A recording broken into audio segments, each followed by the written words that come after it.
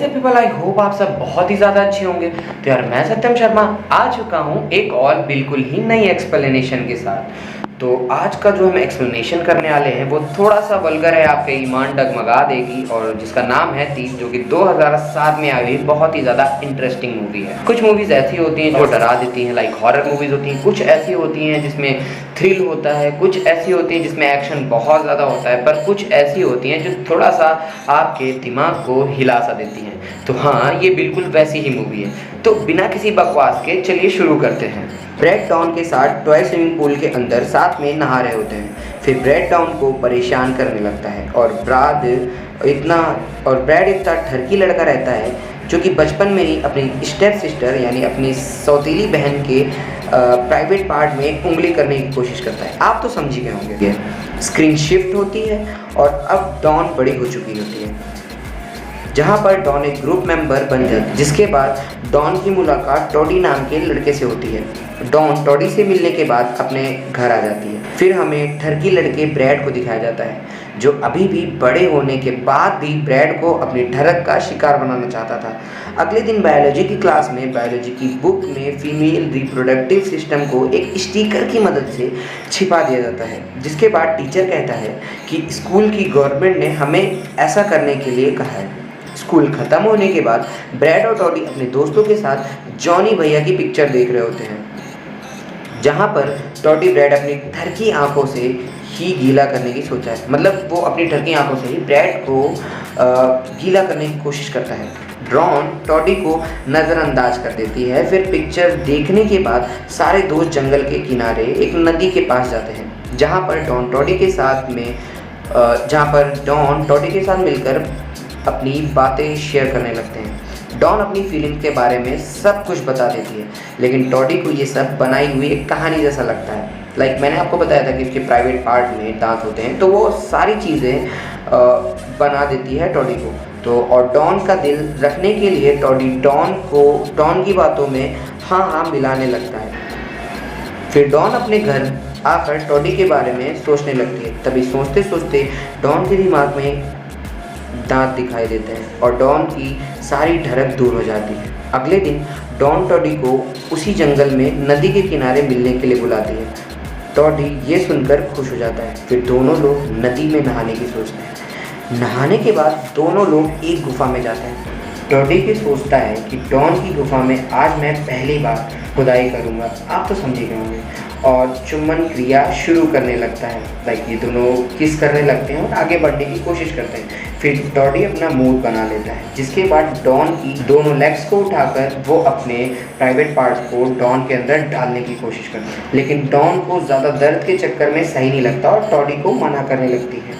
फिर toddy don की बातें ना सुनकर अपने जो भी प्राइवेट पार्ट को डॉन के खजाने में जोर से मतलब उसके साथ फोर्सली वो सेक्स करने लगा, जिसके थोड़ी ही देर बाद टॉडी का हथियार डॉन के खजाने में दांतों तले कट जाता है। लाइक मैंने आपको बताया था कि उसके प्राइवेट पार्ट में दांत होते हैं। जिसके बाद टॉडी चिल्लाते चिल्लाते नदी की तरफ जाकर डूबने लगता है। फिर डॉन टॉडी के छोटे हथियार को देखते हुए हड़बड़ा कर भाग जाती है और उसको देखने के बाद डॉन नर्वस होकर घर चली जाती है। घर पर आने के बाद डॉन अपनी बायोलॉजी की बुक खोलकर रिप्रोडक्टिव सिस्टम पर लगे स्टिकर को निकाल देती है और बुक में बने डायग्राम को देखने के बाद घबरा जाती है।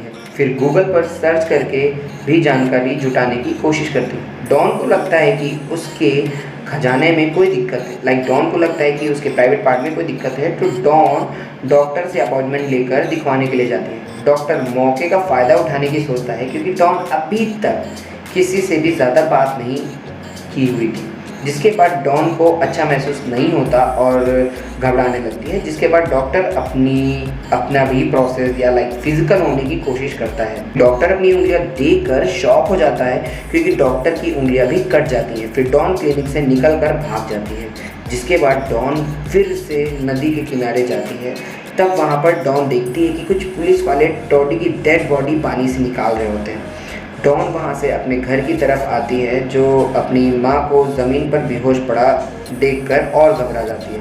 फिर अपने फादर को कॉल करके अपनी माँ को हॉस्पिटल ले जाती है। जिसके बाद डॉन रेहान के घर रोते रोते चली जाती है। फिर रेहान डॉन को शांत कराता है और अपने साथ ड्रिंक कराने लगता है। ड्रिंक पीने के बाद रेहान और डॉन साथ में फिजिकली क्रियाक्रम करना स्टार्ट कर देते हैं।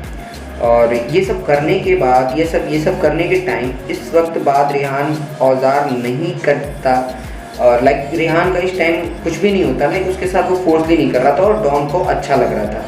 तो अभी इसके साथ कुछ नहीं हो पाता, मतलब लाइक इसका कुछ भी कटता नहीं है। फिर अगले दिन सुबह भी रेहान के ऊपर बैठकर डॉन अपनी प्यार शांत करती है। तभी रेहान के दोस्त को कॉल आता है। फिर रेहान डॉन से बोलता है कि मेरे दोस्त शर्त लगाया था कि तुम डॉन के साथ फिजिकल होकर दिखाओ, और ये बात सुनकर डॉन फिर से नर्वस हो जाती है। तभी रेहान का भी छोटा पप्पू कट कर ज़मीन में गिर जाता है। सीन शिफ्ट होता है, और जिसके बाद डॉन के डैड ब्रैड को घर से निकालने के लिए कहते हैं, लेकिन ब्रैड फाइट करने लगता है और अपना कुत्ता अपने डैड के ऊपर छोड़ देता है। डॉन के फादर और मेलेनी हॉस्पिटल आते हैं, फिर डॉन से मिलते हैं, जहाँ पर डॉन की माँ की मौत हो चुकी होती है। डॉन को ये भी पता चलता है कि ब्रैड ने उसके डैड को मारा है, जिसके बाद ब्रैड गुस्सा होकर डॉन से बदला लेने के लिए कमरे में जाती है और डॉन को ज़बरदस्ती सेक्सुअली अपने साथ कनेक्ट करने की कोशिश करती है। जैसे ही ब्रैड अपने प्राइवेट पार्ट को